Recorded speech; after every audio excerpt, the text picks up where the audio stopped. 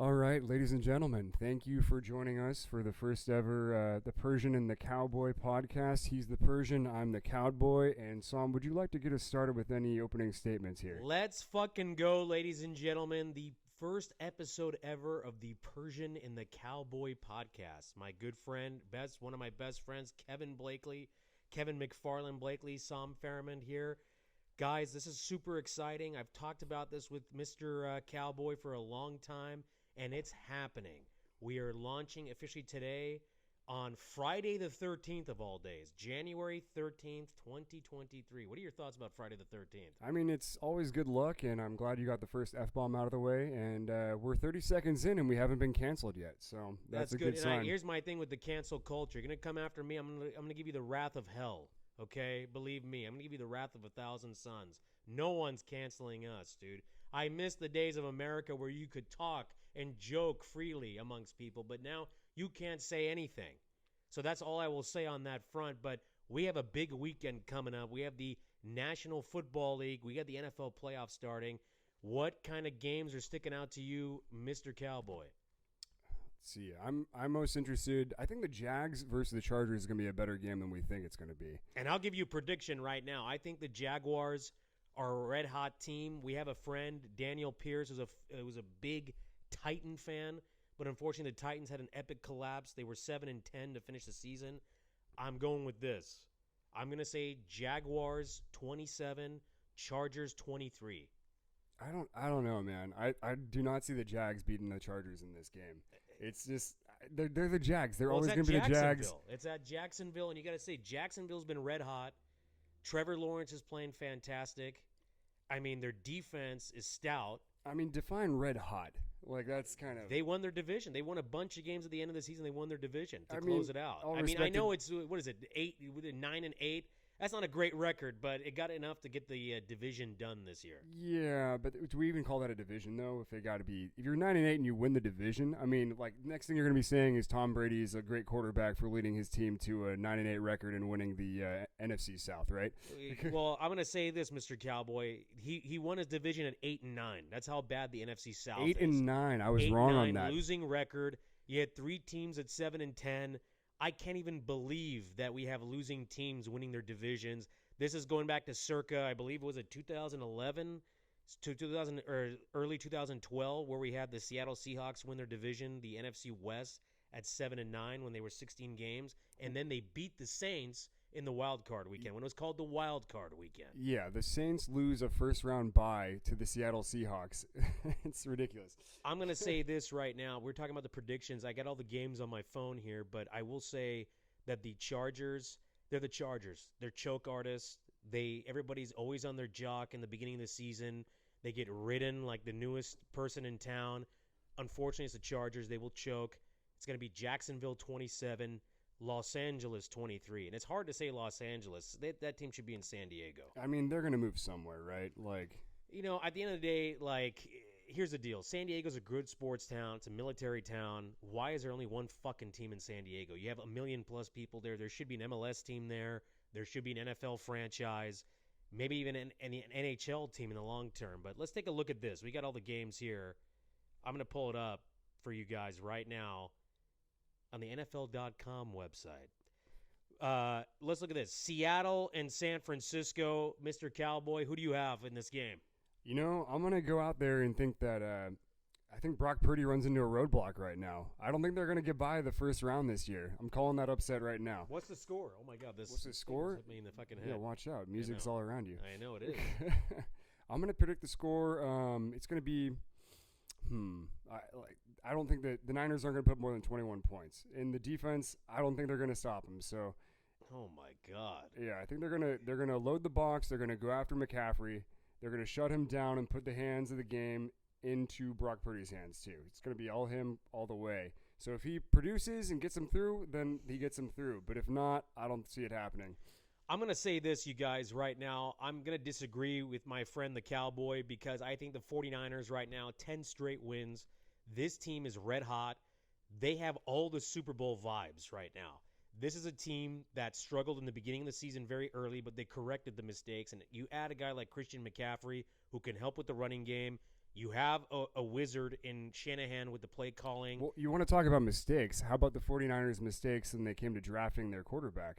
Oh, that's a whole nother topic. We'll get right there, but I'm going to give you my prediction on this. All right. I say to all the Bang Bang crew, I hope you guys have the gumption to go to the stadium. We're going to have sideways rain tomorrow. Going to be a downpour before kickoff. The field will be wet. 40-mile-per-hour winds and gusts. It's going to feel like 50 degrees at kickoff. Bring your ponchos because it's going to be a champagne celebration. I say 49ers 34, Seahawks 17. It's going to be a bloodbath. Unfortunately, and I hate the 49ers, but they're going to win tomorrow. I'm a realist, and they're going to win. No. Well, you just asked me a question about the quarterback. What's going on? Yeah, what's going on? The quarterback situation in San Francisco is ridiculous. That right is now. a good problem to have because I'll tell you guys this. Brock Purdy has had a small sample A good size. problem to have. They gave up 3 first-round draft picks to draft Trey Lance. But now it's a good problem. I'll tell you what. In the beginning of the season, I ridiculed Shanahan and Lynch, and I said, hey, why the fuck would you give up 3 first-round draft picks for Trey Lance, a kid who played 1 year in college, who's been banged up? He looks like he's the next Kaepernick by the way he moves around and reads defenses. But I will say this. If the Niners win the Super Bowl, which I think they will, no. I will say this. You go with the hot hand in Brock Purdy. Brock Purdy right now is a good sample size. I say that if he does well, tomorrow he wins. He takes his team all the way to the Super Bowl. Win or lose, it's his team. I think it's Brock Purdy's team right now. Then if you win the Super Bowl, you trade Trey Lance, you get back draft capital, get maybe a couple second-round picks, a second, third, and fourth. You get back some of your initial investment, and, you cut your losses. You say, hey, I fucked up. I got excited about this kid, but we just won the Super Bowl. Let's trade him. We'll get something back.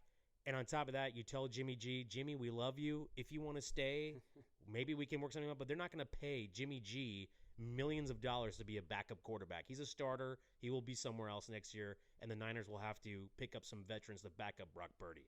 So do you see Garoppolo going to Indianapolis or something? I see Jimmy G reuniting with Robert Saleh with the New York Jets. I mean, Saleh was coaching there with the Niners as the D coordinator. They have a relationship. Garoppolo would be solid there. There are weapons on offense. Defense is young. I think Jimmy G is going to be either a New York Jet next year or most likely a Miami Dolphin. Maybe reunite with Mike McDaniel, his former offensive coordinator. It'd be kind of funny to see Joe Flacco and Jimmy G at the same team, the two washed-up starting quarterbacks competing for a job together. Well, I mean, I wouldn't say that Jimmy G's a washed-up quarterback. I will say this. He is like kindling. You can touch him and he'll get hurt, but the guy's a winner. His stats prove it. His win-loss record proves it. He's very likable. People love him here in the Bay Area, especially the women. He's a good-looking guy. I mean, I'm not attracted to men. I love my wife, and, I'm a heterosexual. But at the same time, Jimmy G's a good-looking guy. So it would be a major loss for the female community here in the Bay Area. They would hate to lose. So give me your top 10 most attractive men in the NFL right now. Oh, man. I mean, at number 10, you got to say George Kittle, dude. I mean, that's an alpha male. He's got the Joker tattoo on his left or right arm. I go George Kittle at number 10. At number 9, I'm going to go with Tua Tagovailoa. He's like that soft-spoken guy, very kind. At number 8, it's a toughie. You put me really on the spot here. Who am I going to go with number 8? I'm going to go with Derek Carr because I like the eyeliner. I like the dark eyelids. And plus, he's had a tough week. He's had a tough time, yeah. He's had a tough time. I go with Derek Carr at number 8. At number 7, you go with Aaron Rodgers. You got like bug-eyed Jake Gyllenhaal look. You like the long hair? I do like the side, the little thing he's got going on with his, hat. He's got the hair coming out on the side. Mm-hmm. I would have to say, what am I, at number 5 now? Am I at number 5? Sure. All right, at number 5, I'm Russell Wilson. I'm going to have to go with Russ. Okay. I'm going to have to go with Russ. Got to throw Russ some love. At number 4, you go with Kyler Murray, dude, at number 4. You go with Kyler Murray. Okay. And then at number 3, you got to go with Brock Purdy, dude. No Gardner Minshew, man? Gardner Minshew's number 2 on my list. Okay. Because he's a cowboy. Got that mustache going, right? He's got the mustache going. He's an attractive man. But at number 1, dude, you know who I'm going with at number 1. You know who I'm going with. I know who you're going with, yeah. I'm going with Tom Brady, dude. This guy. When you get that much plastic surgery, you got to look good. I don't know if he's got plastic surgery. Don't talk about my boy like that. He's been through a lot. Giselle left him. He wanted to play football, and she said no, and she had a relationship with a jiu-jitsu instructor.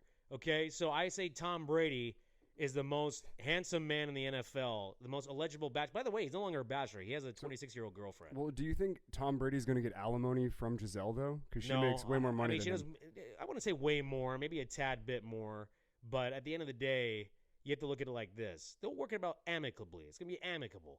Okay? So we'll leave it at that.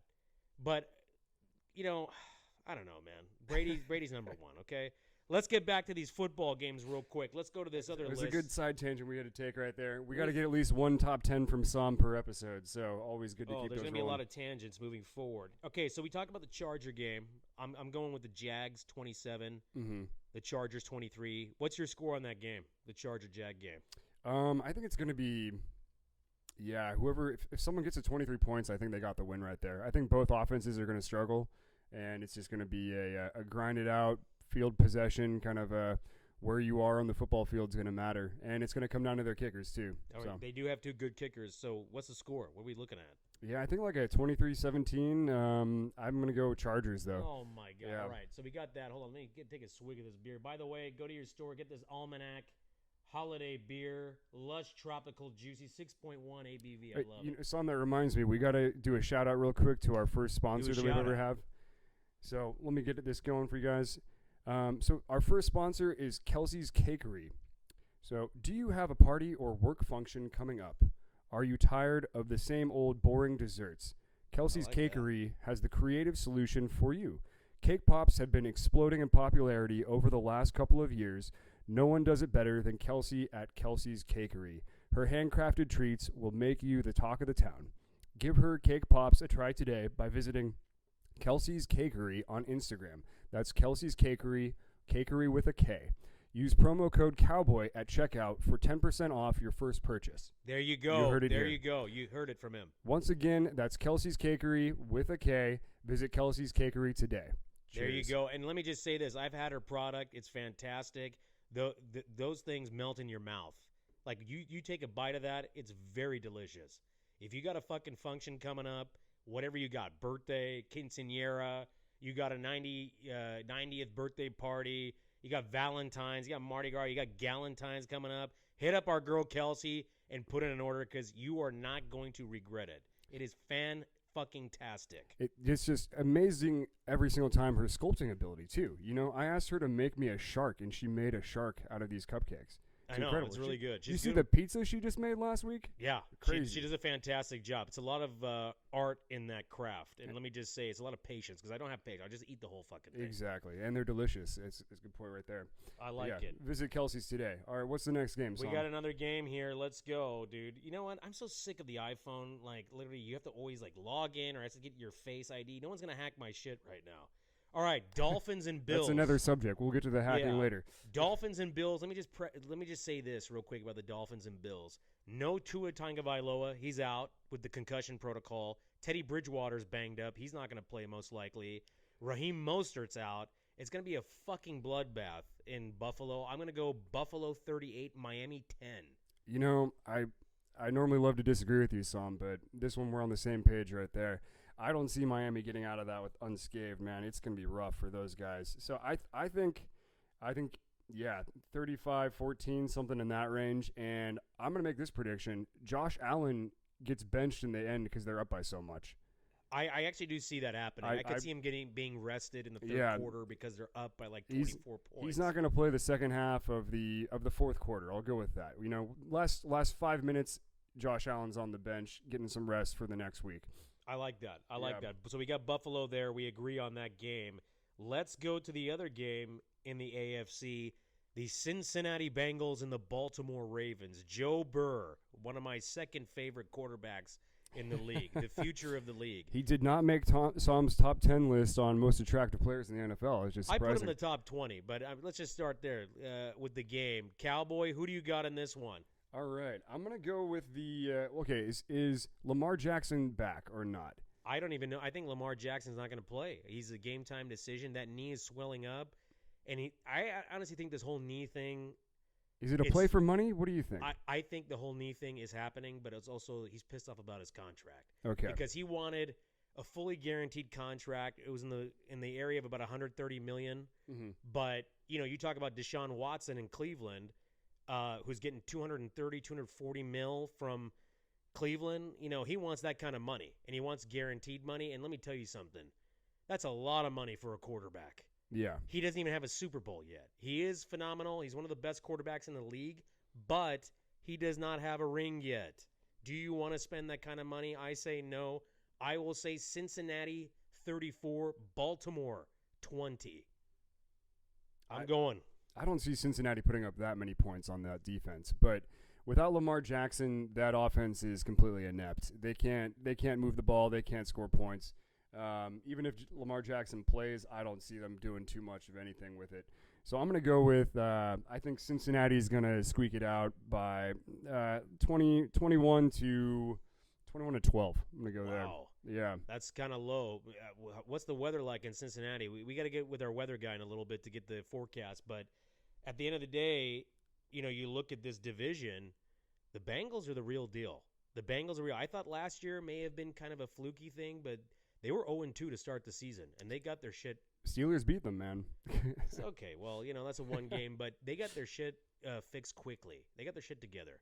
They did. The Bengals, and they turned it around very quickly. Once their offense started connecting, I mean, it's going to be – are they going to be able to keep Joe Burrow upright and throwing the ball like he wants to be doing? And that's, I think, the key to beating the Bengals is to get to Joe Burrow, keep the pressure on him, and just get him on the ground. Get the ball out of his hands as quick as possible. And go from there. And that's a good point that you bring up about putting pressure, because if you can rattle Joe Burrow's cage, he will get rattled. It will mentally affect him during the game, and you can see mistakes happen. I wouldn't say he's one of the tougher quarterbacks in the league, but yeah. I don't know about – I think he's a tough quarterback. He takes shots. He's been injured before, season-ending injury, but Joe Burrow is right now one of the best quarterbacks in the league, and he's in the top 5. Joe Burrow – this kid's going to be around for a long time. Joe Burr, the cold-blooded killer, huh? The Macaulay Culkin lookalike, ladies and gentlemen. Okay, the NFC. We have 2 games to discuss to wrap it up. We have the Vikings at home against the New York Giants. Who do you got? Everything on paper for this one screams the Vikings are going to win it. But the Vikings, year in and year out, I've just seen them collapse every single time. Oh, God, yeah. The gods are against them, man. Like, it's just. You talking about the gods of Valhalla and the Viking heaven? Exactly, yeah. Valhalla's calling, guys. It's not going to go well. I want you to give up and give me a skull clap real quick. The clap of the stadium in Minnesota. Yeah. Because you know what I'm about to do right now. I'm going Vikings 31, Giants 24. It's going to be a close game. It's going to be a shootout. But give me a skull clap real quick. Give me a skull. There we go. Vikings take it right there. And then the Monday night game. So we have this new thing now. Like last year, they have a playoff game on Monday nights, which to me, I would prefer a game on Sunday, not Monday. But Monday night, Tampa Bay Buccaneers, my man Tom Brady, against Dak Prescott and your Dallas Cowboys. Who do you got? I think the Cowboys are going to pull it out. I just think Tampa Bay's too many holes, too many weaknesses. Tom Brady's too old. He's just one sack away from disappearing into a cloud of dust. I just don't see it happening. For the record, I don't think Brady's old. I think this guy is still balling, and now that he has a 26-year-old girlfriend, I think it's going to give him more energy and rejuvenation. So I'm going to say this. Tampa Bay 30, Dallas 27. The Cowboys, the second biggest choke artist in the NFL right now, they will find a way to lose tomorrow. And Mike McCarthy, the Cowboys coach, will be fired on Tuesday, and that will be the job of Dan Quinn, the defensive coordinator, becomes the head coach. Well, I agree with that. His job does revolve around this game. If they can pull it off and be successful with it, then hats off to them. But until then, we'll see what happens. Well, there's definitely some tension going on between, Jerry Jones and Mike McCarthy. So there's something going on there, and this game is going to be heavily, heavily important for his job security. But if they lose and they lose badly, let's say, Jerry Jones needs to stop tinkering with that team. Well, he's like Al Davis. Al Davis was tinkering with the Raiders a lot, and look what happened there. So I'm gonna shift the topic now. We talked about the playoffs. Let's talk about the way the season ended. Let's start with your Pittsburgh Steelers, because you're a Steeler fan, not a Cowboy fan. When I said your Cowboys, because we're in a Cowboy hat, but he is a diehard Steeler fan, the Cowboy, which is ironic because that was the Cowboys-Steelers big rivalry for a long time. So what's going on with the Steelers? They had a good finish at the end. Yeah, it came together strong. They started scoring some points. The O-line was real shock. They started being able to run the ball, averaging over 120 yards for the last 5 games or something like that. So Najee Harris finally looks like he's healthy again, back from injury. And then from there, what do we have? Jalen Warren, the big surprise, the rookie 6th-round pick, has been strong. It's amazing that he was able to make the team, sustain it, and go from there. So our running game has a promising future. Looking forward to it. So we will see what happens from there. Other than that, the passing game needs to be figured out. I think Deontay Johnson. I hate to say it. By the way, you offered me Deontay in a trade. I don't mean to interrupt you in fantasy football. We'll get to that later, but I agree with you there. We'll see what happens. Yeah. So George Pickens looking strong, looking great. Excited to see what Calvin Austin can do next year. Unfortunately, he was not able to play this year due to injury. Kenny Pickett continues to grow, continues to look better every single game. So sky's the limit right now. Cautiously optimistic that we found the guy right now. Knock on some wood. The defense is a little bit concerning me in the middle of the football field. We got some cornerbacks that are starting to look better. We could definitely use a free agent signing, get some shutdown corner as always. Anyone could always use that. Our free safeties, Minkah Fitzpatrick, best one in the game. He's going to hold it together. Our defensive line is. We need a big body up front that just is going to sit there and not move. We need a nose tackle that can just fill holes, stuff the run. We don't want to get bullied around up front too much.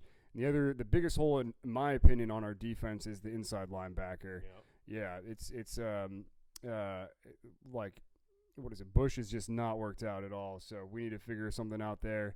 Unfortunately, we don't want to spend a first-round top 10 pick on a guy that's just going to be a filler for extra depth at that spot.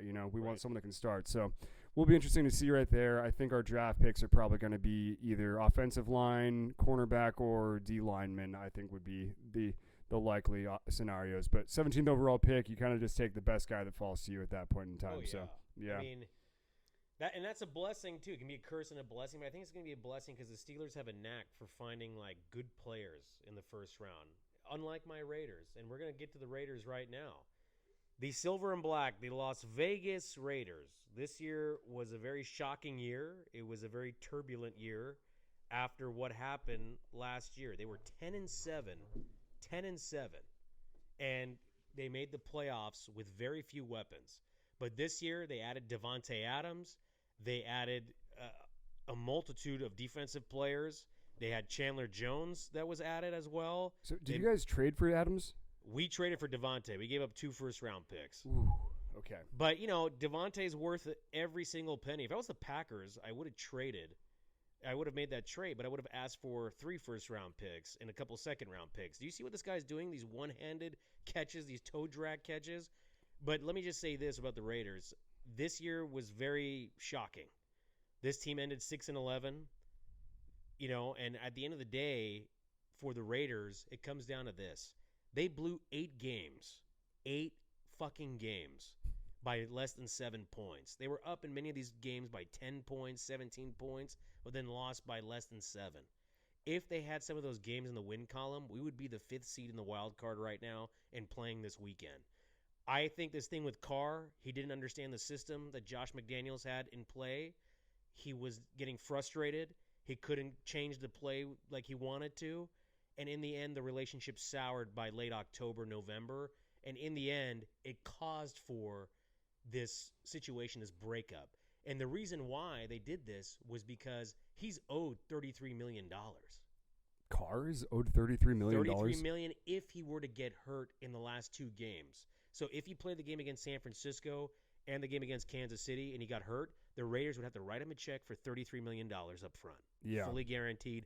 So they said, hey. That's when you just tell your O-lineman not to block for you at that point. Well, there you go. But they said, hey, let's have this guy sit out. Let's play Stidham the last 2 games, see what he can do. But at the end of the day, this guy's not understanding the system. And especially in that game against Pittsburgh, he overthrew a lot of his receivers. We should have beat you guys in that game. But we gave it up. You guys hung in there. You played very well defensively. You made the play on offense that you needed to, and in the end, it didn't work out. But Carr leaving is going to be, in my opinion, it's a little sad. 9 years of this guy with no result. But at the end of the day, we need to move forward as a franchise. Tom Brady will be wearing silver and black because he knows Josh McDaniels. They've worked together for 2 decades plus. He knows the system. The Raiders' priority in the offseason is defense.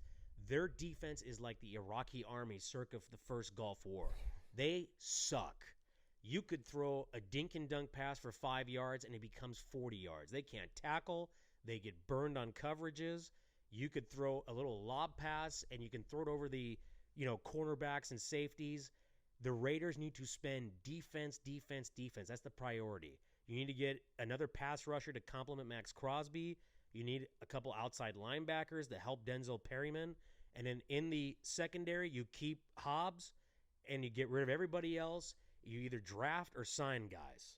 They have to completely overhaul the defense, and I cannot believe that Patrick Graham, the Raiders defensive coordinator, is coming back after such a turbulent defense. One of the worst defenses in the league. So let me ask you, so what pick do you guys have in the draft this year? I believe we have the 7th pick in the draft. 7th If pick. I'm not mistaken, 7th pick. All right. So are you guys looking quarterback if one of them falls to you? No, I say this. I say this with an open heart, is that we get a defensive player, a top-notch defensive player. I don't want to get a quarterback. I don't want to start from scratch with a young gun.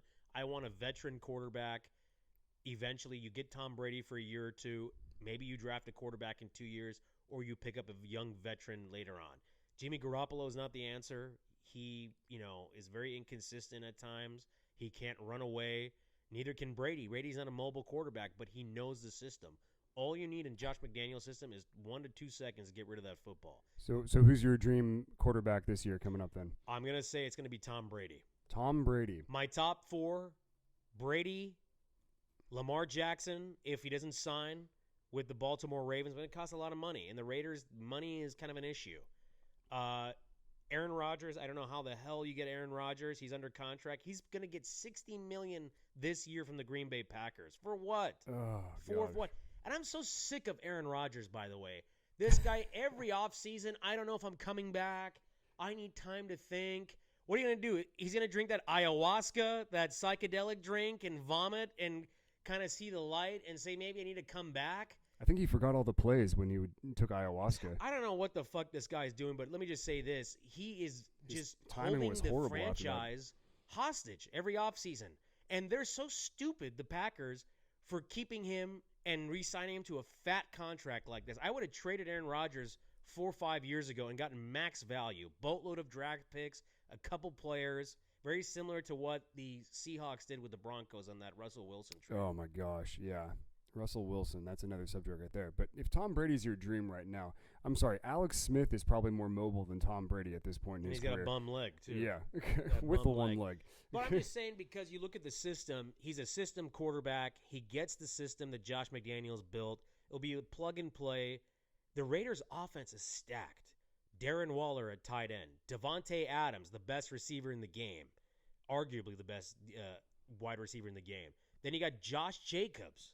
Big who surprise this everybody year. forgot Big about surprise. Josh Jacobs in fantasy. And they said, this guy's a bust. This guy's a bust. This guy, I never said he was a bust, but he was underperforming. But this year, he overperformed. He is the rushing leader in the NFL. He's the rushing champ. Wild. 1,600 plus yards, if I'm not mistaken. Dang. And they have to bring out the Brinks truck,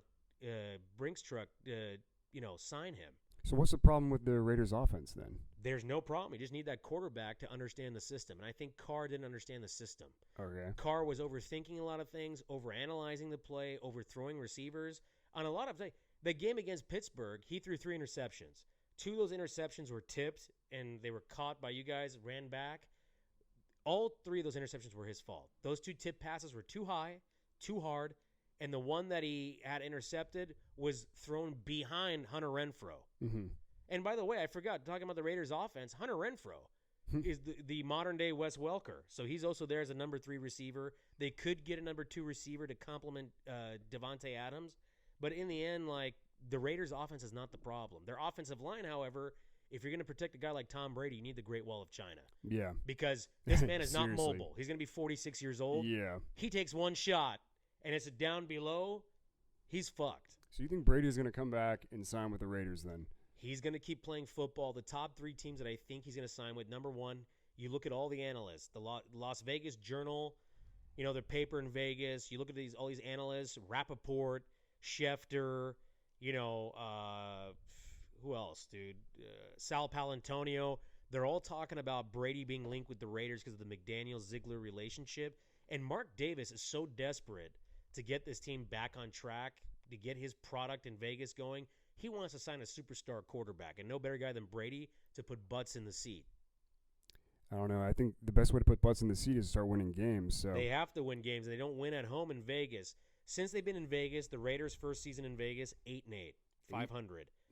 Last year, they made the playoffs. Everybody forgets the Raiders made the playoffs. They made the playoffs, barely lost to the Cincinnati Bengals. They threw an interception by the goal line. Zay Jones couldn't get it in time. Who threw that interception? Carr. There you go. But he threw in double coverage. He was under duress. But anyways, so I think this right now, 10-7, their second year in Vegas, plus that loss, so 10-8, and then this year 6-11. So they've definitely regressed, but they have to make the changes on defense. That's the only way they're going to win games is for their defense to start getting takeaways. They barely have any takeaways. So what's your prediction for next year then? I would say if the Raiders can revamp their defense completely, sign maybe 5-6 players, draft well, and depending on the schedule of what I've seen, they can probably be a wild card team at maybe 10-7, maybe even 11-6. Okay. So we can maybe say that, but we have to see what they do in the offseason. Interesting. We have to see. So your Steelers, what do they need to do in the offseason? Where do we go from here? Yeah, I think just noodle around, see if any free agents are available, and then fill the rest of that with the draft pick right there. So I think they're going to try to sign an offensive lineman. We'll see if we can get an offensive tackle or something like that. Inside linebacker, always the target, and defensive line. We got to get younger on the D line. So we'll see where they go with that direction. But I think we got the building blocks there. The defense, Foundation's there for sure. We got 3 players that have 3 first-team All-Pro appearances. Yeah. On defense. Like that's impressive. Our offense is one of the youngest in the entire league. That's where you need to invest is your defense, big time. Well, I mean, we already are. We're the most expensive defense in the league, I think. Yeah. We got 3 superstars that are making superstar contracts. Offense. You need to invest in the offense. I think so. But I mean, like, we got our running backs on his rookie deal, our quarterbacks on his rookie deal, our best wide receivers on his rookie deal, and our starting tight end, Pat Freiermuth, is a stud. He's on his rookie deal too. So really, and our backup running back's also on a rookie deal. So like our most productive players are all on rookie deals. So the money there we're gonna save a ton of money on there. So we're gonna spend the money on defense. But I hope that we get a couple offensive linemen, pick some studs out there to just really solidify that run game and pass protection for Kenny Pickett so he's not scrambling all out of there. I will say, though, I think Kenny Pickett needs to learn to be a little more patient in the pocket, step up there, don't be doing these peel-offs to try to get open, make space, But that's he's every a young rookie. gun. Exactly. Every rookie comes into that, same thing. They get Is he a panics. rookie? Yeah, he's a rookie. He was a rookie. Kenny Pickett, rookie. Okay. Yep. I like that. But I think in the end, this whole situation now, the DeMar Hamlin, changing topics to this situation was horrible. What we saw, I thought he was dead, but he's clinically dead for like 9 minutes. Yeah, crazy. It was horrible. And shout out to DeMar Hamlin. He's doing better. He's back in Buffalo. He's in his recovery, and I think he was released from the hospital and is being cared for. Hats off to the medical staff that was there absolutely. to respond Tip for the him. cap to the medical staff and the way the NFL had the staff there, and they were trained to do so. Glad that situation has a happy ending, and I hope a speedy recovery for him. But I will say this, and I know Skip Bayless got a lot of hate for his tweet that he posted and all that. This whole thing with the NFL wanting to play the game at a neutral site, I don't agree with that at all. Okay? And I'm going to say this. What was your solution, though? Here's my solution. All right, go. You play that game, you replay it at that 7-3 mark at the same spot where the play ended in Cincinnati. They should have played it this week and pushed back the playoffs 1 week so they could get the seeds corrected and who's going to be the actual 1 seed, who's going to be the 2, 3 seed, etc. You just want to get your win in fantasy football. No. I don't even care about that. But I think that, a game like this, the NFL did the right thing by not playing it that night. Nobody had the gumption. Nobody had the desire or the appetite to play. I mean, I was watching that from head to toe when it happened, and I felt like vomiting that night. I didn't feel well because it was very scary to see something like that in modern day sports, and it can happen to anybody. Yeah, I'm glad I But didn't see that live. I will say that the NFL So should okay, have just said, "Hey, let's play the game this week. We'll push the playoffs back a week." they can't move the Super Bowl. The Super Bowl is an immovable force. There's too many things that are set up with that going. So you're saying cancel the Pro Bowl, Yeah, and you then could get rid cancel. of that. You could cancel the Pro Bowl, but the thing is, you're not going to have a week off before the Super Bowl. Yeah, They used to not have a week off before the Super Bowl. Then they had a week off. Then they took it away. Then they brought it back. So you just cancel the Pro Bowl. The Pro Bowl should be a ceremonial thing, anyways. Nobody gives a fuck about the Pro Bowl and these guys playing, or these guys playing this flag football game that they're going to do and these skills competition. Just make it a promotion, like a ceremonial thing. It's written, hey, Aaron Rodgers is a Pro Bowler at quarterback. Patrick Mahomes is your AFC number 1 guy. Then at number 2, you have this guy. Third, you know what I'm saying? I think just get rid of the entire thing. You It's should just get rid of the BS. Pro Bowl. I'm agreeing 'Cause with it's you, like, Cowboy. There's so many guys that just say, "Hey, we can't." Like, oh, I'm hurt, I can't show up, and then you get people that just come up underneath Yeah, then the you have a rafters. guy in as quarterback with the Ravens, Huntley, who's going to be like a third-string backup Yeah, in the Pro Bowl. What the fuck did he do? Mitch Trubisky made a Pro Bowl. You know, it's like Oh the my Pro God. Bowl doesn't mean a damn thing anymore. It doesn't. It's It ridiculous. just should be ceremonial. Yeah, It's not like the NBA All-Star game. just give them a third team All Pro. You know, first team, second team, third team All Pro, and then That's cancel it. That Exactly. top it off there. Yeah. I 100% agree with you. Get rid of the Pro Bowl. I think it's pointless. Their ratings are just as low as the Golden Globes. So I would probably say just get rid of it. You know what I would be interested in if because they're doing these skill competitions and whatnot now, trying to make it fun. Right. I think they should just do the combine, but for the Pro Bowlers. So we see how fast Tyreek Hill actually is if he ran a 40 today. You know, At the combine. To That's a good see- idea. Yeah, to see what the comparison is. You know, because when they're getting drafted, they are training for the combine. They're not training for football. They're training They're for trying the to get in the combine. league. specifically. They're trying to get in the combine. Exactly, but it'd be kind of cool to see like these are the best players in the league, and this is how fast they're actually running the 40. This is how many bench presses they can actually do. This is what their broad jump invert looks like. Right. Like I think that'd be an interesting comparison because I bet you that the rookies that are training specifically for the combine Yeah. are probably doing faster in the 40. Their broad jumps are longer. They're benching more because they're training for it, and these guys are training for football. So Yeah. it might be a way to disprove the value of the combine altogether. So I like that idea. I think that's interesting that you say that because, I mean, again, more people watch the combine than they watch the Pro Bowl because they want to see their future players that their teams may or may not draft. They just want to see these young guys actually going for it because at that point, they're trying to get in the league and they're trying to perform at a high level. So it'd be good to see some of these professionals doing the same thing.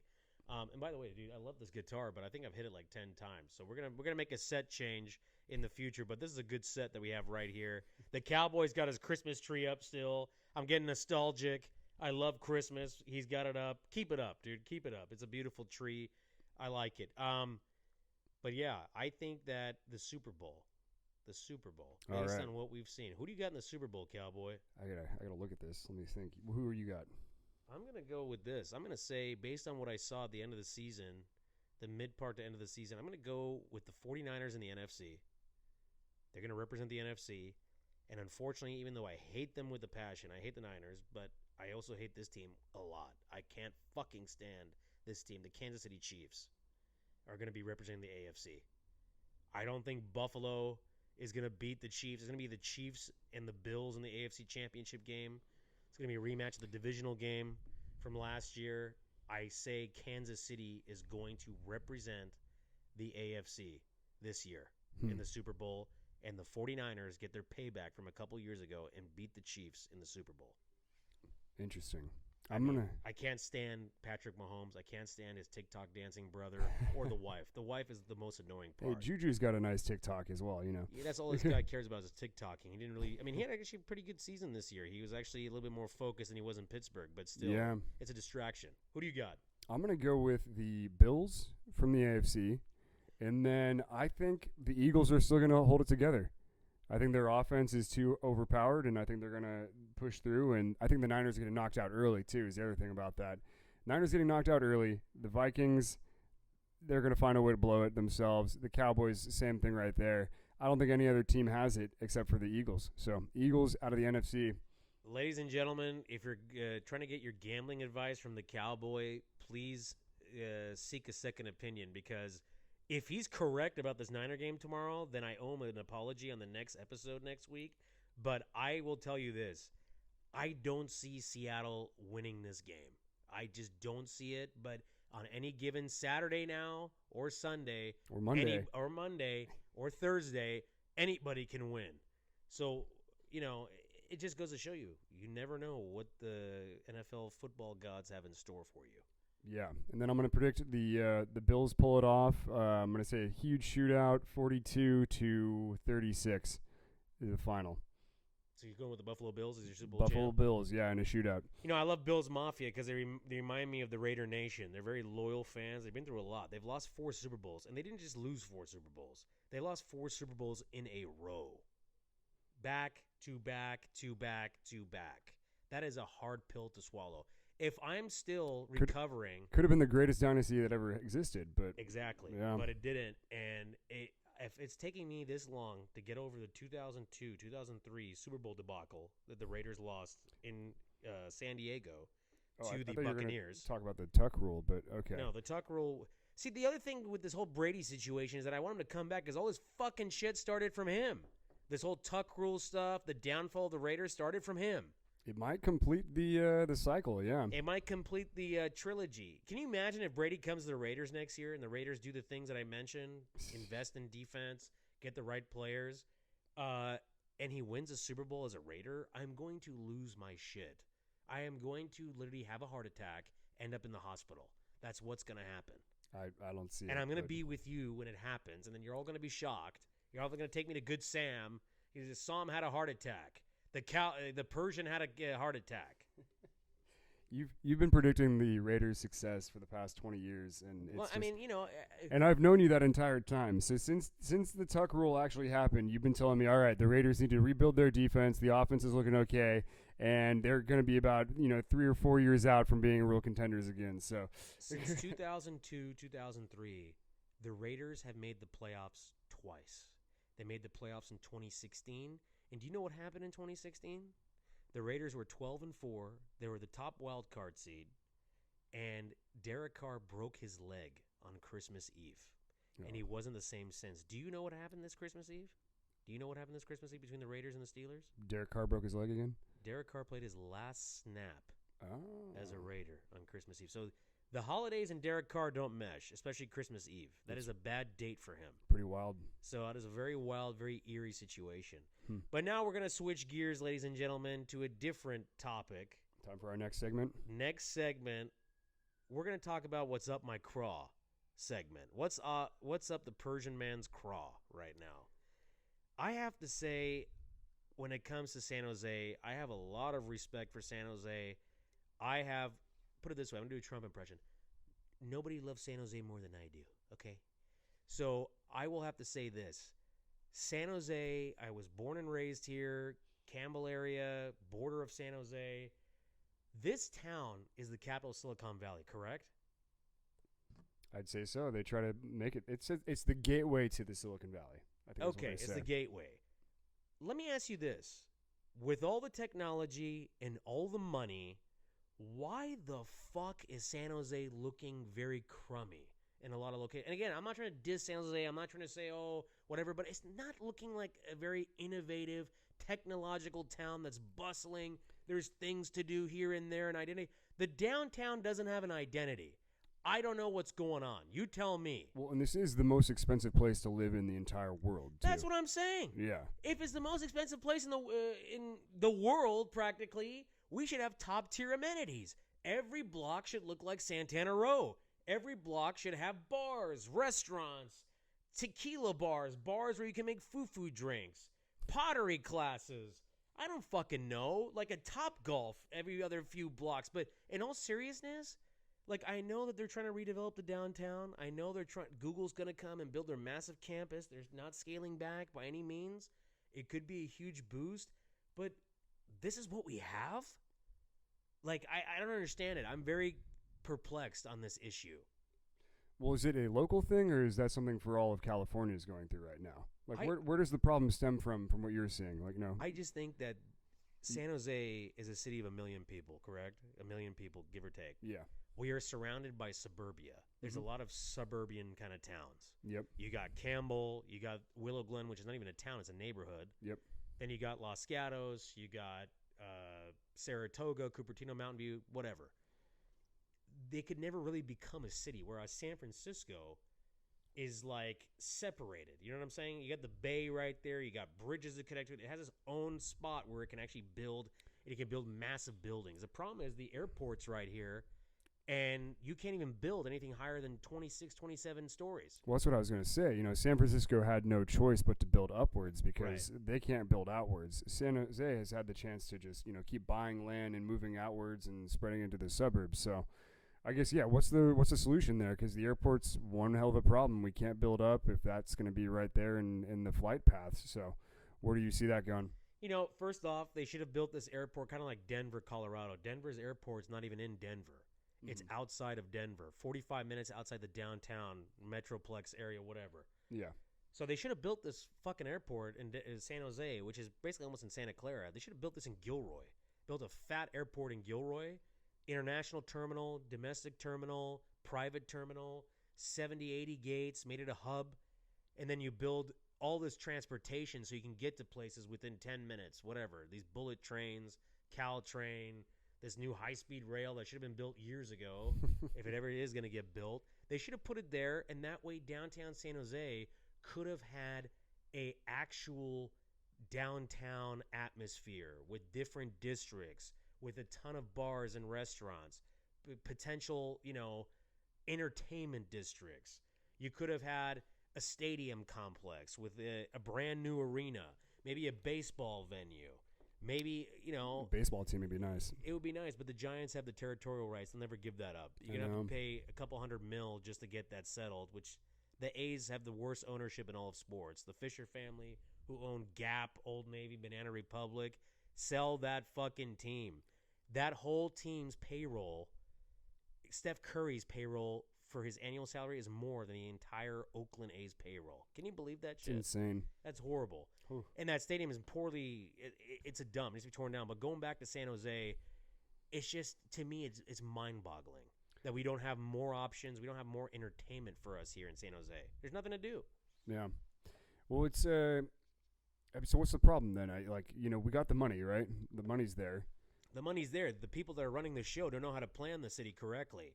And then they're going to have to do one of a few things. They're going to have to cut the taxes so developers can build more, okay? Then the other thing is cut taxes for companies to move down here. You get the companies, the startups to come down here. I know everybody's still scared of COVID, but COVID is coming to an end, my friends. 2025, 2026, get back in those office buildings. At least make it 3 times a week permanently. There's a lot of new developments that are empty, brand new office buildings. So you do this. You cut taxes, number 1, for developers further to build. Number 2, you cut taxes for companies to come have a base and give them tax incentives and benefits to come have a base in San Jose, in the downtown area. Well, Google's paving the way for that right now, but I've heard the rumors that the whole job got shut down. That Google's stopped building as of right now, and they're trying to pivot because they're realizing they don't need that many butts and seats up there. They at least got to do half that, because that all this land got bought. What was it for? I don't know. They might. Hopefully, they go for commercial high rise. Mix of stuff. Get some retail down there, maybe. Because that area is a fucking dump. Let me just be honest. That area over there is empty now, and they were hyping this up. We're going to do this. We're going to build plazas, hotels. We're going to do this, build entertainment districts. And if that doesn't happen, that's going to be a devastating blow for San Jose's economy, because that was going to create a lot of jobs. That was going to create a lot of hospitality jobs. There's going to be a lot of bars and restaurants there, and there was going to be even venues for concerts, things like that, outdoor plazas. There's even a proposed plan to build a man-made river right next to Guadalupe River. That'd be awesome, yeah. They got to do these things because the capital of Silicon Valley should look like Dubai. I want artistic buildings. I don't even want a piece of fucking gum on the street. I don't want graffiti all over the place. I want it cleaned up. And the homeless situation, I went there a couple weeks ago to run an errand. There was a bunch of homeless people just in front of my car. They wouldn't move. I'd have honked my horn at them like they were crows. It's out of control, man. It's unsafe. It's out of control. You don't know what these people are up to, and I feel for them. I do. But at the same time, if I'm the mayor and I'm trying to run a town and I'm trying to bring in investors and shit, I can't have this shit going down at the floor level. You got to get these people out of here, just like all these other states send homeless people here. Yeah. Why can't we just ship them out? I don't understand this, but that's not a solution in the long run. You have, and this is a societal issue. It's never going to be fixed. Yeah. It's never going to be fixed. And the sad thing is it's starting to spread to the suburbs too. So if I want to take my kid to go play in the park, I got to start looking around for needles so he doesn't step on it. That's disgusting, man. With all the money that we pay in taxes and with all the fucking other taxes we pay, this place should be spick and span. Should be spick and span and clean. There shouldn't be any other fucking issues. So what's your solution then? What are we going to go with? In terms of San Jose's development? I mean, just cleaning up the place too, you know? Well, I think there's multiple approaches. Like I said earlier, I think number one, you got to cut the taxes for developers to come in even further. They did cut the tax for them, but they have to do it further so they can start building and buying up shit. Mm-hmm. The other thing is you got to cut taxes so you bring companies back to San Jose. Mm-hmm. You have to give them tax incentives, credits, that type of thing. The other thing is you have to come up with a solution on your homeless situation because this is out of control. You go to every freeway overpass, underpass. You go to some neighborhoods, it looks like shanty towns. I know the Democrat Party, they love to run their cities into the ground and make it into a welfare state, but at the end of the day, you can't have this shit happening. People have families. They have businesses. They have jobs. The other day, like, in front of a bunch of businesses in downtown San Jose, the homeless were just chilling in front of the entry door. You had to, like, climb over them to get inside the restaurant. Whew. Yeah, that's not okay. That is not okay by any means. And these people, and it's a combination of things. There's people that are mentally ill. They need care. They need to be hospitalized. Mm-hmm. They need medication. The other thing is you have a bunch of people that can't afford to live here. Then you shouldn't be living here. Yeah. You're on the street. You should be going to somewhere where it's more affordable. Okay? Like some people, and that's the other problem. The cost of living here is very high. Yeah. I mean, the rents are just astronomical. I mean, you know, I like to look for fun at real estate pages, whatever, and you look, it's like $7,000 for fucking a house to rent. Yeah. A 3-bedroom, 2-bath in a good neighborhood. $7,000? The thing is, wages are not going up either. It's insane. Yeah, it's not a good situation. So I think that the homeless situation overall, there isn't a solution right now. Mm-mm. But it's not even just a local issue. It's a national epidemic. It's a crisis. You got to get these people the mental health care they need. Yeah. Get them back on their feet. Get some rehab. Put them in these tiny homes. Build these tiny homes. Give them the confidence back. Give them jobs to do in this tiny home community, and then once they're ready, you put them back into the society. That would be pretty much the game plan. All right. So switching to the world stage, what do you see out there? The world's a fucked up place, cowboy. It's a fucked up place. There's a lot of problems. Like, you know, I have 2 kids in this world. You know, I love them to death, but I'm so worried about their future. I'm so worried about the future. Okay. So I would say this. The world is pretty fucked up right now. You got a lot of problems in the Middle East. You got the war between Ukraine and Russia. You got problems with the cartels in Mexico. The U.S. has a lot of its own problems internally, a lot of division. You know, our infrastructure is horrible right now. Not enough investment in America. China with their situation with COVID and not, you know, being honest about it. And COVID coming back in China and they're covering it up again. The whole inflation, the world economy. 2023 is going to be a very telling year. It is going to be very interesting. So, you know, you being the Persian, I think we should explain the background a little bit right there. So your family's from Iran. You've some good insight on what's going on over there with everything, Yeah. right? So do you want to tell us a little bit about the background with that? And Yeah, I mean, let me just tell the viewers this. I mean, the whole situation with Iran right now is pretty bad. I mean, it's a historical thing. You got to go way back in time. Like, you know, these problems started quite some time ago. But if you want to talk about modern history, you know, in the 1930s, you know, the Shah's dad was in power. He wanted to modernize the country, was an authoritarian figure, and then he ended up getting toppled by the West. The West kicked him out. Then you had, you know, Mohammad Mossadegh, the kind of a leftist communist leader over there, and, you know, they toppled him because he wanted to nationalize the oil. So then the West got scared, and they toppled him. Then came back the Shah, you know, what was his name? Not Reza Shah. Reza Shah was the dad, And then So has it pretty much always been a monarchy then, or it's been like a monarchy or it's been, dictatorships kind of things? look, or? here's the deal with the Middle East, real quick, before we get to the whole Iran situation. But Mhm. with Iran, like with the Middle East, you need authoritarian figures. There's too many religious differences, tribal differences. You need an authoritarian type figure to run the country, Mhm. whether that be a military figure, a king, or somebody to run the country, because there's too many divisive factors, and they need somebody to be the leader and to maintain stability. And that is the problem with the Middle East. So what do you mean divisive factors? Like different tribal zones or something like that? You or have like too many religious differences, too many tribal differences. Like you look at Iran, right? Mm-hmm. Right now, Iran has a civil conflict right now. Yeah. This revolution has turned into a civil conflict, and different parts of the countries are rising up against the government.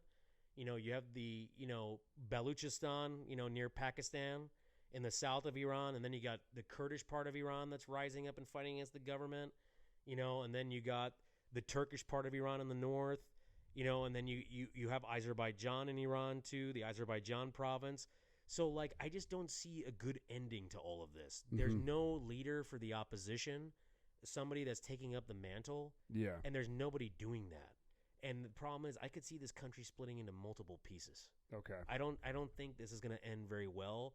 And the problem is, I want the Iranian regime gone. I want this government gone. You've known me a long time. I've said the same thing. I've never flip-flopped. Yeah, you've been consistent from But- since you were predicting the Raiders' success. Yeah. But at the end of the day, you have to have an alternative option. If this government falls one day, who is going to pick up the mantle and run the country in a country that's in a government that's going to be pro-West, that's going to be friendly with the West? Because Iran is the key to the Middle East region. You have a population, 70% of the population is under the age of 30. If that's still the case. You have highly educated young people there. You have a ton of oil and natural gas. It could be a tourist hotbed. It could be a top 10 country in the world in terms of revenue. Yeah. It could be a very rich country. But these radical, fundamentalists have taken over this country after they toppled the Shah in 78, 79. And they have totally fucked this country up for 43 years, almost 44 years. And there's no out. There's no alternative. That's why people throughout the decades from Iran have fled to Europe, to Canada, to the United States, to Australia. So you were born here though, right? Born here. Okay, 89. 89. When did your parents met over in Iran and then came out My this way? parents met in Iran and they came here in 1976. Your uncle came the same year same that time? 76. They came here, and then basically what happened was they were going to be here till about 81, 82. Okay. And they were planning to go back, but they're just coming to America to see what America was like, get the education experience here, because a lot of Iranians were doing that. They're going overseas, Europe, Canada, United States, whatever. Yeah. But in the end, they ended up being stuck here, which was a good thing. I would have met you. I'm glad to be here. You know what I'm saying? Yeah, Everything you'd works be a out. revolutionary right now. I don't know. I'd probably be dead right now. But, so They cancel people differently out there, huh? exactly. Yeah. So at the end of the day, like, they ended up staying here because of the revolution. Because my grandfather used to work in the Shah's government. Mm-hmm. He was, he just worked in one of the departments. He wasn't like a big figure or anything like that. Your dad's dead? Yeah. Okay. Yeah. So my grandfather, he worked in one of the government ministries, stuff like that. Mm-hmm. And in 1978, he called my parents, and he talked to my parents and said, "Hey, look, I don't know if you guys can come back. Shit's not good right now. There's something brewing." So he knew, all these people knew something was brewing. There was a lot of tension. And the biggest mistake the United States made with Europe, the UK, and France and all that, they got rid of the Shah, a pretty moderate person, much better than these radical fundamentalists. Yeah, he was an authoritarian figure, but he kept the country stable. Mm-hmm. But they replaced him with these mullahs, these ayatollahs that we currently see in power today. And that person was Khomeini, was the leader of these ayatollahs. Okay. They promoted him like he was Gandhi. They called him the Gandhi of Iran. He was going to promote peace. And so what year did that happen in? That happened in like 78, 79. 78, 79. Revolution happened in Okay. 79, but they started promoting him like 77, 78. Yeah, he started building a followership and going from that and kind of then thing. he had a following ship already, but then like they put him on TV, like he was in France, and they promoted him like he was a rock star, and all that was bullshit. Huh. So what year was your sister born? What year should we be born? 78, 79, some shit like that. 78, I think. Okay, so they had a kid here, so that was Yeah, also they had a kind of kid thing here like and that. everything. So yeah, I mean, in the end, like a lot of Iranians ended up becoming stuck, and they just stayed here because they couldn't go back because shit was bad. And then you had the Iran-Iraq War from 1980 to 88 that happened. So there's a lot of devastation in both countries. Yeah. And then Iran had a little bit of recovery after that. Then the focus was on Iraq. Iraq invaded Kuwait. Was it 1990? And then you had the first Gulf War in 91. Yep. And then that crippled Iraq basically. And then you had all the skirmishes with Saddam and all that, the United States and Saddam, and then you had the eventual lead up to the second Gulf War in 2003, the Iraq War. So, I mean, the thing is, like, what I'm trying to get at here is that the United States, if they do a government overthrow, it's never clean. It always gets fucked up. When we went into Iraq, the whole premise was, hey, Saddam has fucking chemical weapons. Like, it's the end of the world. He had chemical weapons, but he had chemical weapons in the late 80s and early 90s when he used it on his own people and on Iranian soldiers and on the Kurds, his own Kurds in his own country. Okay? So, like, that was our excuse. That was our smoking gun. But we were friends with Saddam, so we didn't do anything. But then as soon as Saddam invaded Kuwait in 1990 and started threatening Saudi Arabia, America's, oil ally, they're like, oh, fuck, this guy's going to do some crazy shit. We had to take him out. And they had to take him out because he was getting too dangerous. But at the same time, instead of invading Iraq in 2003, we should have went next door to Iran because Iran wanted to be liberated. The Ayatollahs and the mullahs are the greatest enemy of the United States in the Middle East region. They've always been a thorn in our side for decades. They've been meddling in different countries' affairs. They're fighting us through terror groups. They're fighting us through proxy groups. That is the country that wants to build a nuclear weapon, not the people, the government. And they're the ones that took over in, like, 78, 79 when the revolution those are the guys. happens. Yeah. Okay. Yes. And they've been projecting this fundamentalist ideology in the Middle East for 4 decades. I mean, they're basically, causing all this trouble, but nobody seems to have the gumption to be like, look, let's take these guys out. Let's come up with a plan, replace this leadership with new leadership that's pro-West. Well, what if the same thing happens over again, though? Because, like, we've seen that script from the United States over and over again. We put in our guys, but then our guys turn out to screw up everything else and go I from think there. the United States is in a world of hurt right now globally. We lost in Iraq. We lost in Afghanistan. We right now do not have the ability to wage war like that for a while. We don't have the moral... I mean, you literally lost to the Taliban. Nobody has beat the Taliban and those people in that region in Afghanistan throughout history. Alexander got his ass kicked. The Russians got their ass kicked, which we helped, the current Taliban leadership overthrow the Russians in Afghanistan. And, history repeats itself. Iran lost Afghanistan 200 plus years ago from its territory.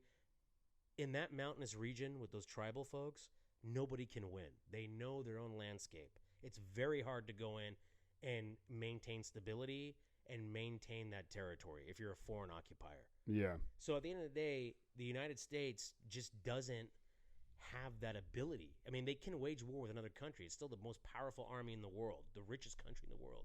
But it was a huge blow for America's empire, losing those 2 wars. They just do not have the moral compass right now to start another war in the Middle East region. Yeah, so that goes to the question of, like, isolationism versus globalism argument right there. So, should the United States be the world police going in and checking out, making sure that there's no crimes against humanity happening or anything like that with a dictatorship? Like, I think there's nobody else in the world that will do it. The Europeans are too chicken shit to do anything on their own. They always need America to come wipe its ass. But the greatest enemy in the world right now for the United States is China. I don't even think Russia is that much of a threat because the U.S. is sending Ukraine billions a month to fight the Russians on the ground in Ukraine, and the Ukrainian army is kicking Russia's ass. Yeah, I mean... They're kicking their ass. Russia is on the verge of collapse. That's they're why not a threat anymore. Putin's 71, 72, whatever his age is. He's probably got 10 years left in the bag. He's already having health problems, apparently. Half the Russian oligarchs want to end the war in Ukraine because it's hurting their pocketbook. And Ukraine is literally fucking kicking Russia's ass. Yeah. They're taking a lot of casualties, but they're kicking Russia's ass. But this is how every Russian war has gone. It's brutal. The Russians are just, woefully organized, and then they get back. they solved the problem by just throwing bodies at it. You know, the first couple of years of World War I were the exact same way. First World War II, exact same way. 20 million people. Yeah, and they were just like, all right, come spend a winter with us and we'll win. You know, so it comes down to this. I think the way the U.S. is going to be waging wars is by aiding other countries to fight against the country that they want to lose. Mm-hmm. But we are at a precipice in the mid part of this decade. We are going to have a full-scale world conflict. China is prepared to invade Taiwan. They will invade Taiwan because they saw that the United States at first allowed Russia to invade Ukraine, but in the interim, post-invasion, the U.S. is doing a lot to help push the Russians back. The United States should have put troops on the ground in Ukraine, or at least warn Russia, listen, if you're going to do this, there's going to be consequences. This isn't a joke. And it's on the doorstep of NATO. Because if the U.S. didn't get involved with the situation, I don't agree with isolationism, by the way, to answer your question. I don't. Okay. I don't. I am not a globalist either, but the United States will have to be the policeman of the world because nobody else will do it. Okay. Nobody else will do it. No one will. And that brings the paradox of us overreaching and screwing things up and making it worse, or do we back off and just let the world do what it wants to do? Because dictatorships pop up, Putin's of the world pop up. Look what happened in World War II. We let Nazi Germany arm itself. We let Adolf Hitler come to power. Yeah. And in the end, we had to get involved because we were isolationist. We didn't want to get involved. And when Pearl Harbor was attacked, we had to get involved with World War II. We had to go to war with the Empire of Japan. We declared war on Italy. We declared war on Germany. We cannot afford to be isolationist, even though we have our own problems. Listen, we can fight a two-pronged approach. We can still be international, but also rebuild our country. This country has a lot of problems. Yeah. America is crumbling from within. The infrastructure is crumbling. You have a huge drug problem in this country. You have a homeless situation. You have a mental health crisis. I mean, everybody's talking about COVID. Talk about your mental health crisis in this country. Yeah, it's insane. People need help now. It's interesting to go with that. I don't know if China's the biggest threat at this point in time. Taiwan is way more outfitted than Ukraine has ever been. Their army is much newer. They got better weapons, better technology, and they're on an island. That's going to be D-Day times 10 if China is going to try to invade Taiwan. They're going to have all kinds of weapons coming down on them. They don't have the naval power to get over across there. So what are they going to do? Just flatten the island with their own ballistic missiles to take them down? Or, Russia? One thing Russia has proven is it's a lot harder to just invade a country and then expect them to bend over and give you what you want. Well, here's my thing. First of all, if I was president, this wouldn't even happen, number one. Number two, I would have had troops positioned on the border of Ukraine ready to go if Russia decided to invade. And I know everybody's like, well, you're crazy. This could have caused a nuclear war. Let me tell you something. It wouldn't have caused a nuclear war. Because if the Russians would have fired a nuke at NATO and the United States in that part of Europe, we would have fired back 10 nukes. So that's not going to happen. Mm-hmm. Okay? But the other thing is with China is the next big superpower. They're the next kid on the block. All the pieces are going towards that motion, and they have threatened Taiwan every year, every month, every day. They just did a military exercise. They sent like 71 warplanes over Taiwan and a bunch of battleships in Taiwanese waters. So to me, if I was the United States, I told China, listen, you do this again, we're going to have a big fucking problem. Yeah, I mean, but the United States could just play the long game with them, though. That's what they're doing. They're playing the long game. Because China, they import most all of their oil, where the United States we're still importing, but if we wanted to, we could be an energy exporter. Independent. That's what we need to strive for. We can be energy independent. We can be food independent. We can trade with Mexico and Canada, and have manufacturing and use the materials that we can get from those countries available to us. China doesn't have those luxuries. They need to import a lot of stuff, and the population issues also happen in China. They got a lot of people. They got almost 2 billion people in their country. Yeah, and in the United States, we're always going to have younger generation because people are moving to the United States like your parents did and starting families here, and this is where people want to come to live the American dream and experience the prosperity that we've had before. Yeah. In China, they had the one-child policy for decades, and that is just crushed. They're that's not a good policy. It's hurting them because they're basically cutting off their next generation. Exactly. So now they got all these old people, and old people need medical and all retirement They and need care. yeah, exactly. So it's like if you got every person has to take care of 2 old people,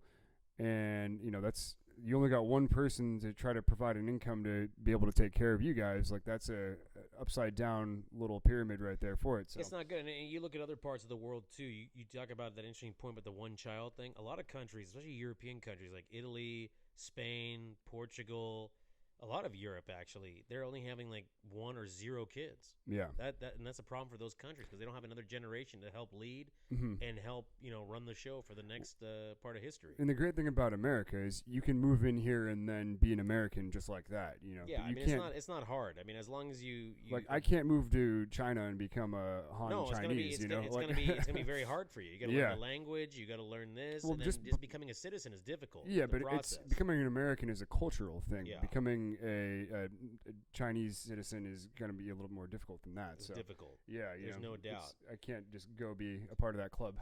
But the world is a very fucked up place. That's why, when you have a president that's running the show to the United States, the man doesn't even know if he's even alive or if he's even in the room or whatever. He just Sleepy Joe. He's always looking around confused. I mean, the guy 10 years ago was sharp, but he's old now. I'm not trying to be an ageist. The man can't even fucking be in the room without falling asleep. If I'm the leader, a dictator, a part of the world, I'm going to invade another country. This guy ain't going to do shit to me. He ain't going to do nothing. So you're saying Joe Biden's the reason that Putin invaded? I mean, did he do it under Donald Trump? I guess There you go. There's my answer. the timing did not work out. Donald Trump, even though Donald Trump hasn't here's the thing with Trump. Donald Trump, I love it. I like authoritarian people. I do. You always have, yeah. And Donald Trump to me is an authoritarian figure. And I don't know. I won't fight you there. I kind of like, authoritarian type figures, like the way they talk to people, the way they lead, the way this. I mean, Trump would say a couple of good things, and then he'd fuck it up 10 minutes later by saying something completely outlandish. Mhm. Okay? So I saw a lot of myself in Donald Trump, to be quite frank with you. But that's why I was Can you so do an impression real quick for us? Excuse me. Vladimir and I, we're great friends. Okay, we're great friends. But I told him not to invade Ukraine. He didn't do it. But then he did it when Sleepy Joe was in charge, okay? When I was in Mar-a-Lago, Biden had drones all over the place. He was taking over, okay? Excuse me. You have a great day. So Donald, he didn't invade when Trump was president because he knew Trump would do something, maybe. Trump would do something.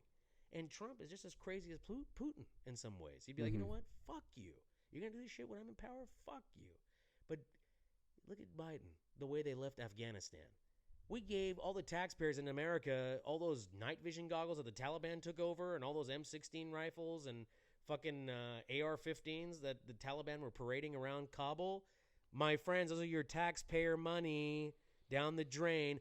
You just leave all the equipment. And everybody's telling me, well, sometimes you just have to leave. Pick up your shit and then leave. Fuck, you gave these people billions of dollars worth of weapons they didn't have. Yeah. These people beat you with sandals on their feet. Now they got American combat boots on. Yeah. I'm embarrassed, dude. I was so fucking mad for like a couple months about this. My wife and my mother were like, why do you care so much? It's not your fault. It's not like you were part of the problem. I said, well, I'm an American and it hurts me. I'm embarrassed. We just took a L in the war column. I want to see wins. I want winners. Like the great shout out to Mike Singletary. I want winners.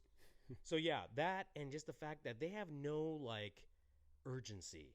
This administration, they're very woke. They have no sense of urgency. They're just completely like got their head up their ass. How the fuck? Here's my thing. When you invade a country, you break it, you fix it, you own it.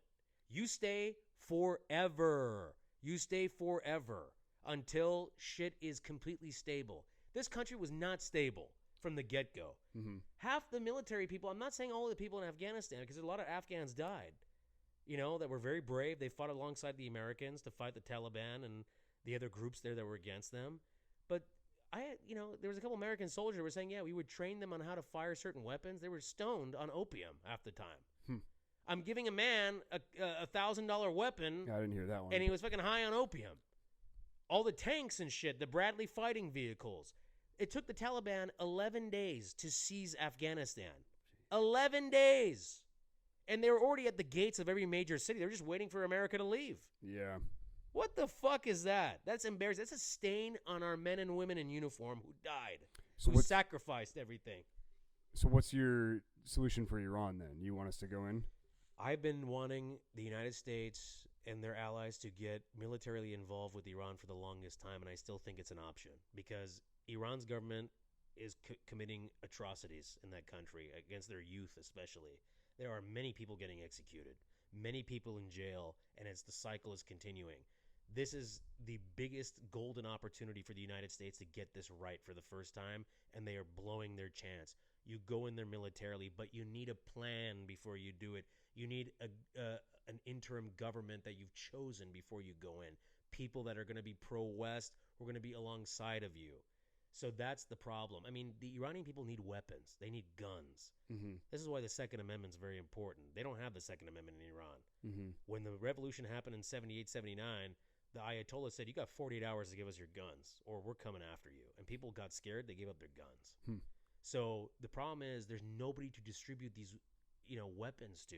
In Ukraine, there's a government that's pro-West that's already in power that we're able to ship weapons to like on an everyday basis. Yeah. So there's nobody in Iran that we can ship this shit to. There probably is, but then you have to put special forces on the ground. You have to put people in the CIA on the ground. Yeah, how do you make sure it doesn't get seized in the process of it all? Yeah. So that's the thing. And then it's going to get in the wrong hands, and then we're back to square one again. Is there an epicenter for the revolution that's happening out there? Or It's all over the country now. just all over the country. small little pockets? So the problem is this. The revolution wasn't because of the killing and beating of a woman because of what she was wearing. I mean, she was definitely the icing on the cake and made people outraged, this poor, beautiful young woman. Yeah. But you have other internal factors. You have a lousy economy, high unemployment. You have people who want basic freedoms and they can't get it. And they're just fucking tired. Fucking tired. You have people our age who are not able to have good employment or good, jobs. They're fucking exhausted. Mm-hmm. How much more of this do we have to take? That's why it's a great opportunity for the United States and Europe and their allies to get involved. Because a prosperous Iran, a semi-democratic Iran is good for everybody. It's good for business, it's good for the Middle East, and it's good, and it will spread like the domino theory the other way around. Okay. So, we will continue to explore this topic, but it is very complex. There's a lot of issues, and it goes back to decades of mistakes. You can go back to post. You had the Shah's dad in power in the 30s, whenever the fuck he was in power, wanted to modernize the country. He was toppled by the West. Then you had Mohammad Mossadegh, who was communist tendencies, leftist communist tendencies. The West was afraid that Iran would become communist, so they toppled him. They put the Shah's son back in power. And then, there it goes. And then in the early 70s, he was huffing and puffing his chest about, I want to sell my oil at the price I want to. And that scared the West. And they said, fuck this guy. We're going to fuck him over and put somebody else in power. And that person that they put in power is a radical, person, and literally has fucked up not just Iran but the entire Middle East region, and we're paying the price for it now. It's one hell of a roller coaster. I think we're gonna have to explore that more next time too. Let's do that, guys. Thank you so much for the episode 1. Episode 2 coming out next week.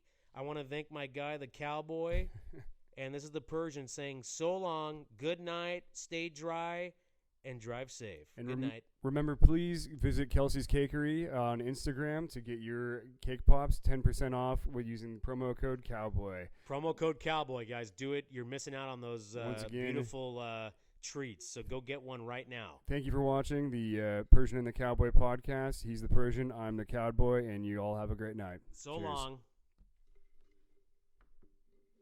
Good episode.